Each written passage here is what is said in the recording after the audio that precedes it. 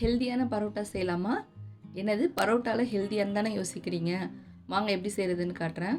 இதில் பரங்கிக்கான ஒரு இன்க்ரீடியன்ட் இருக்கிறதா யாராலையும் கண்டுபிடிக்க முடியாது. அந்தளவுக்கு நல்லாயிருக்கும். 100 கிராம் அளவுக்கு பரங்கிக்காய் எடுத்து சின்ன சின்னதாக க்யூப்ஸாக கட் பண்ணி எடுத்துக்கலாம். கட் பண்ணி எடுத்ததை வேக வச்சு எடுத்துக்கலாம்.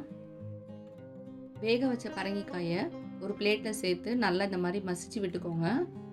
இது கூட 1 கப் அளவுக்கு கோதுமை, கொஞ்சமாக மஞ்சள் தூள், 1/4 ஸ்பூன் மிளகாய் தூள், 1/4 ஸ்பூன் கரம் மசாலா, தேவையான அளவு உப்பு, கொஞ்சம் கொத்தமல்லி, ஆயில் கொஞ்சம் சேர்த்துக்கோங்க ஒட்டாமல் வர்றதுக்காக.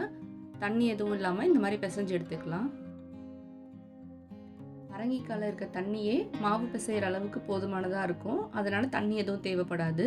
உங்களுக்கு பிடிச்சமான ஷேப்பில் திரட்டி எடுத்து பேனில் ஆயில் இல்லைன்னா நெய் சேர்த்து 2 பக்கமும் சுட்டு எடுத்திங்கன்னா சூப்பரான ஹெல்தி பரங்கிக்காய் பரோட்டா ரெடி.